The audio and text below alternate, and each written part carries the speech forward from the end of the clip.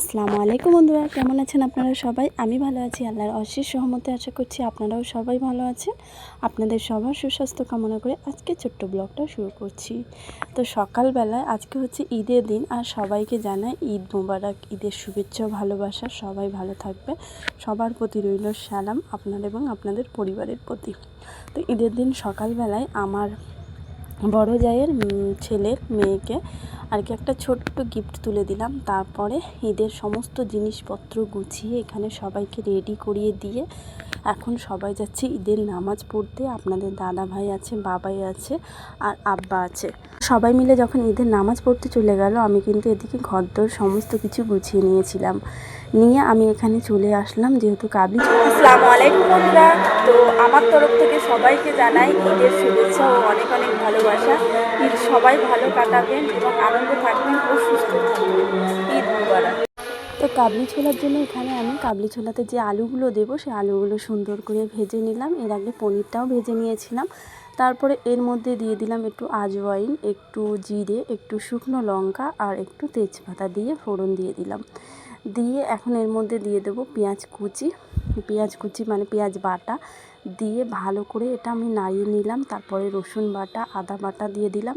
তারপরে এর মধ্যে সমস্ত রকমের মশলা অ্যাড করে দিলাম আমি। লবণ, হলুদ যা যেখানে আছে সমস্ত কিছু দিয়ে দিলাম, লঙ্কার গুঁড়ো সমস্ত কিছু দিয়ে এখন আমি মশলাটা ভালো করে ভেজে নেব। আর এদিকে আমি রান্না করছিলাম, আর ওইদিকে কিন্তু সমস্ত কিছু গোছগাছও করছিলাম।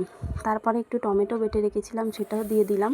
আর একটু টক দই রেখেছিলাম, সেটাও দিয়ে দিলাম। তারপরে এর মধ্যে আমি সিদ্ধ করে রাখা যে কাবলি ছোলা ছিল, সেই কাবলি ছোলাটা দিয়ে ভালো করে নাড়িয়ে দিলাম। তারপরে দিয়ে দিলাম ভেজে রাখা আলু আর ভেজে রাখা পনির দিয়ে এখন আমি একটু গরম পানি অ্যাড করে দিলাম। তো এই তো সুপার টেস্টি হয়েছিল এই চানা মশলাটা। ঈদের দিন যত কেউ এসেছিলো এই চান মশলাটা খেয়ে কিন্তু খুবই নাম করেছিল। তো এখন চলেন, চানা মশলা আমার কমপ্লিট হয়ে গেছে। এখন চলে যাব আমি সিমাই রান্নার দিকে। তো সিমাইটা আমি সুন্দর করে ভাজা ভাজা করে নিলাম, লাল লাল করে। এখন সিমাইটা আমি ভালো করে ঘি দিয়ে সুন্দর করে ভেজে নেব। তারপরে ফুটিয়ে নেব হচ্ছে দুধটা ফুটিয়ে দুধের মধ্যে সিমাইটা ঢেলে দেবো। তো আর এদিকে আমার কাবলি ছোলার এই যে লাস্ট ফিনিশিংটা দেখলেন। তো এখন সিমাইগুলো সমস্ত আমি এখন দুধের মধ্যে ঢেলে দেবো, দিয়ে তারপরে চিনি দেবো। চিনিটাও দুধের মধ্যে দিয়ে দিয়েছিলাম। তো সমস্ত কিছু এখন সিমাই রান্নাও আমার হয়ে গেছে। এখন আমি মাংসটা ভালো করে ম্যারিনেট করে নেব। তো এখানে প্রায় 5 কেজি চিকেন আছে, যেহেতু অনেক লোকজন আসবে। তো 5 কেজি চিকেনের মধ্যে দিলাম আদা বাটা, রসুন বাটা, কাঁচা লঙ্কা বাটা, নুন, হলুদ, ধনে, জিরে, মরিচ, আর শেষে দিয়ে দিলাম হচ্ছে সর্ষের তেল। সমস্ত কিছু দিয়ে আমি এখন মাংসটা ভালো করে সুন্দর করে ম্যারিনেট করে নেব। আর যেহেতু আমি এই কাশ্মীরি চুড়িগুলো পরেছি, তো খুবই আমার অসুবিধা হচ্ছিল কাজ করতে। আর ঈদের দিন একদিন তো একটু কষ্ট করতেই হবে। তারপর আমি চিকেনের মধ্যে দিয়েছিলাম কাশ্মীরি লাল লঙ্কার গুঁড়ো। কাশ্মীরি লঙ্কার গুঁড়োটা দিয়েও আমি ভালো করে সুন্দর করে বেশ মাখিয়ে কিছুক্ষণের জন্য রেখে দিয়েছিলাম। 40-50 মিনিট রাখলেই হবে। তারপরে এখানে আমি পেঁয়াজ কেটে নিচ্ছিলাম, যেহেতু আমি মাংসটা কষাবো। তো পেঁয়াজ কেটে সম্পূর্ণ গুছিয়ে গেছি। আর সকালবেলা আমি এই যে কালো রঙের শাড়িটাই পরেছিলাম, তো নরম একটা শাড়ি পরেছিলাম, যেহেতু আমার রান্নাবান্না সমস্ত কিছু করতে হবে। আর আজকে প্রচুর লোক আসবে। 5 কেজি মাংস আর 5 কেজি চালের আটার রুটি আর কাবলি ছোলা, সিমাই, লাকচা, এগুলো তো লাকচা আমার হয়ে গেছে, সিমাইও হয়ে গেছে, কাবলি ছোলাও হয়ে গেছে। এখনও কিন্তু সকাল 10টা বাজেনি। এর মধ্যে কিন্তু আমি অনেক রান্না করে ফেলেছি। তো আমার অনেকটাই রান্না বান্না কমপ্লিট হয়ে গেছে। আর এখন আমি ব্যাস মাংসটা চাপিয়ে দিলে হয়ে যাবে। এই যে মাংসটা আমি 1 ঘন্টা ম্যারিনেটে রেখে দিয়েছিলাম। এখন মাংসটা ভালো করে আর একবার মাখিয়ে চাখিয়ে নিচ্ছি, নিয়ে এখন মাংসটা আমি চাপিয়ে দেবো। আর ওদিকে সিমাইগুলো আমি প্লেটে প্লেটে দিয়ে দিয়েছিলাম। এখন সিমাইগুলো আপনাদের দাদাভাইকে বললাম যে সিমাইগুলো পিস করে কেটে দিতে। তো এই যে আপনাদের দাদাভাই বসে পড়েছে সিমাইগুলোকে পিস করে কেটে দেবে বলে। আর খুব সুন্দর ছোট্ট ছোট্ট সিমাইগুলো পিস করে দিয়েছিল। এত সুন্দর সিমাইগুলো পিস করে দিয়েছিল, এত ভালো লাগছিল না দেখতে। তারপরে আমি আবার চলে এলাম রান্নায়। এখানে চালের আটা রুটি যেহেতু করতে হবে, তো খামিরের পানি বসিয়ে দিয়েছি, আর একদিকে আমি লাকচার দুধ বসিয়ে দিয়েছি। তো এদিকে আমি আটার খামিরটাও করে নেব। আর 5 কেজি আটা মানে বুঝতেই পাচ্ছেন। আর বছরে একবার ঈদ, যেহেতু আমি যেখানে কাজ করি, তারপরে কিছু সংগঠনের সঙ্গে যুক্ত আছি, সেইগুলো মানে সেখানকার সবাই আসবে আজকে। তো অনেকটাই রুটি করতে হবে। এখানে মাংসটা আমি বসিয়ে দিচ্ছিলাম। এই যে এই যে মাংস বসানোর জন্য এখানে আমি একটা কড়াই বসিয়ে দিয়েছি, তারপরে কড়াইয়ের মধ্যে দিয়ে দিয়েছি সরিষার তেল। এখন সরষের তেলটা গরম হলে এর মধ্যে দিয়ে দেবো পেঁয়াজ কুচি আর হচ্ছে লঙ্কা কুচি। তো পেঁয়াজ কুচি দিয়ে দিলাম এখানে। এখন পেঁয়াজটা ভালো করে লাল লাল করে ভেজে নেব। আর একটু শুকনো লঙ্কা দিয়েছি, তেজপাতা দিয়েছি, অল্প একটু জিরে দিয়েছি। এখন লাল লাল করে এটা ভেজে নেব সুন্দর করে। পেঁয়াজটা ভাজা হয়ে গেলে তারপরে কিন্তু ওর মধ্যে আমি হচ্ছে কি ম্যারিনেট করা মাংসগুলো সমস্ত ঢেলে দেবো, দিয়ে রান্না করে নেবো। আর আজকের মাংস রান্নাটাও কিন্তু দারুণ সুন্দর হয়েছিল, এত সুন্দর হয়েছিল যে সবাই প্রশংসায় পঞ্চমুখ। তো এখানে মাংস রান্নাটা আমার পুরোপুরি কমপ্লিট হয়ে গেছে। আর এখন যে খামিরটা আমি করেছিলাম সেটা একটু ঠান্ডা হয়েছে, যে হাত দেওয়া যাচ্ছে, তখন এটাকে আমি ভালো করে মাখিয়ে নিচ্ছি সুন্দর করে। কারণ এটাকে ভালো করে এই গরম গরম অবস্থায় যদি মাখিয়ে নিতে পারি তাহলে কিন্তু এই লইটা একদম নরম হবে আর রুটিটাও একদম সফট হবে, মানে একটু শক্ত হবে না। চালের আটা রুটি যেরকম শক্ত হয় না, ওই টাইপের আর কি শক্ত হবে না, একদম নরম মোলায়েম রুটি হবে। তো ঈদের দিন আমিও রুটি করেছিলাম, দিদিও রুটি করেছিল, মানে আমার ননদের রুটিগুলো একদম সাথে সাথে শক্ত হয়ে গেছিলো, কিন্তু আমারগুলো পরের দিন সকাল পর্যন্ত একদম নরম ছিল। যাই হোক, আর সিমাইগুলো পিস কেটে সব গামলায় তুলে নেওয়া হয়ে গেছে। এখন একে একে সবাই আসা শুরু করে দিয়েছে। ইনি হচ্ছেন আমাদের অশোকনগর কল্যাণগড় পৌরসভার চেয়ারম্যান। তো এই যে উনিও এসেছেন, ওনাকেও এখানে আপ্যায়ন করা হলো। আর উনি আমার বাড়িতে প্রত্যেক বছর ঈদে আসেন, খুব ভালো লাগে। আর একদিকে রুটি হচ্ছিল আর একদিকে পরিবেশনও হচ্ছিলো, যেহেতু প্রচুর রুটি। আর এই রুটিগুলো আমি করতে বসিয়েছিলাম হচ্ছে দিদিদের। আর এই যে বেড কভারটা আমি বিছিয়েছিলাম সেটাও দেখালাম।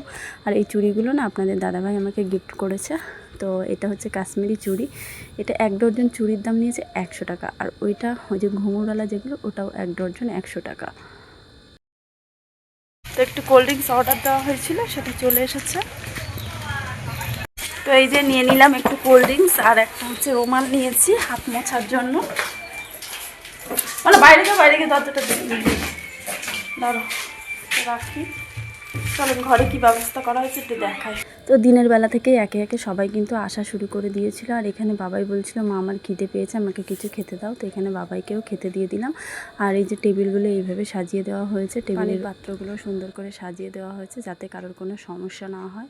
আর পানি বাইরেও প্রচুর পরিমাণে পানি ভরা আছে। আর এখন না আমার 4 কেজি আটা রুটি করে আমি হাঁপিয়ে গেছি। তারপরে দিদিকে আর দাদাকে, মানে আমার ননদাই বসে বসে এই যে রুটি সেঁকছে আর ননদ বেলে দিচ্ছে। তো এই যে এখন পুরোপুরি রেডি হয়ে গেছি একদম। হলুদ রঙের একটা শাড়ি পরেছি, কেমন লাগছে অবশ্যই জানাবেন শাড়িটা পরে। আর এই যে কানের পরেছি, বাড়িতে গিয়ে কেমন লাগছে কিন্তু অবশ্যই রিলসের জন্য। তো এই যে চলে এসেছি। আর এখানে এসে আমি একটা ভিডিও শ্যুট করলাম, আমি আর আপনাদের দাদাভাই। এটা কিন্তু আমার ননদদের ঘর, আমাদের ঘর না, যেহেতু আমাদের ঘর এখনও হয়নি। আর এটা ননদের বাড়ি এসেছিলাম, তো ভাবলাম এখনই একটা ভিডিও শ্যুট করে নিই। তো এখানে পায়ে হাত দিয়ে সালাম করলাম, আমাকে কিছু টাকাও এখানে দিল, বেশ ভালো লাগলো। এটাই তো একটা সুযোগ বলেন। তো আপনারা কারা কারা এরকম সালাম নিয়ে আপনারা ঈদি পান অবশ্যই কমেন্ট করে জানাবেন। আর আমার আজকের ভিডিওটা আপনাদের কেমন লাগছে বা কেমন লাগলো অবশ্যই জানাবেন। যদি ভালো লাগে একটা লাইক করবেন, কমেন্ট করবেন। আপনাদের একটা লাইক একটা কমেন্ট আমাকে অনেকটা মোটিভেট করে ভিডিও করার জন্য। আর আমি যেহেতু ইউটিউবে একদম নতুন, হ্যাঁ, তো আপনারা চাইলেই কিন্তু আমি ইউটিউবে এতটুকু জায়গা করে নিতে পারবো। আপনাদের ভালোবাসা ছাড়া কিন্তু আমি কিছুই না। তো এই যে আমার বান্ধবীরা সবাই এসেছে, এখন সন্ধ্যাবেলা একে একে সবাই আসছে।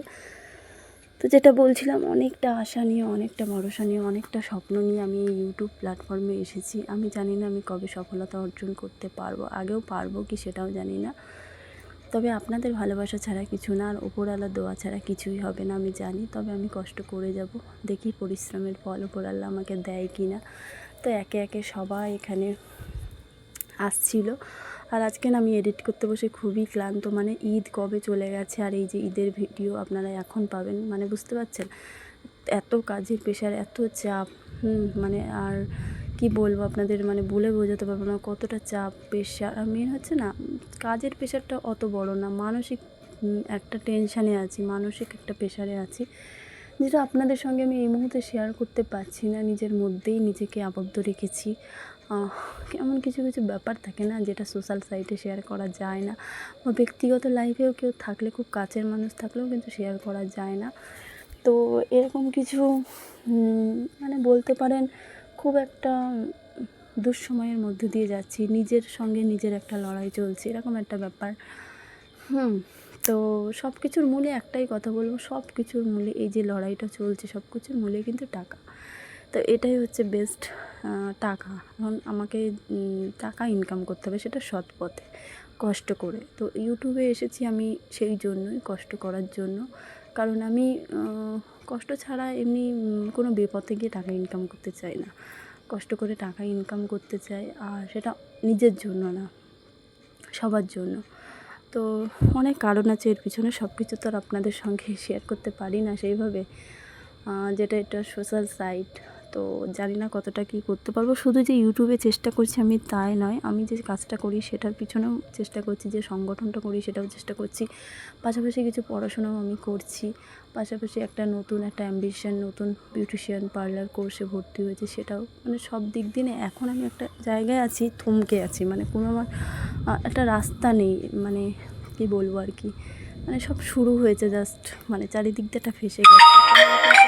ইনকাম বা কোনো রাস্তা এখন আমার কাছে নেই, সব রাস্তা এখন বন্ধ। জানি না কবে আল্লাহ পাকের ইশারায় কবে শুরু হবে। তো দেখা যাক, যে কোনো একটা রাস্তা তো খুলেই যাবে। এই হচ্ছে। তো একে একে সব আত্মীয় স্বজন সবাই চলে এসেছিলো, সবাইকেই মোটামুটি ভালো করে আপ্যায়ন করেছি।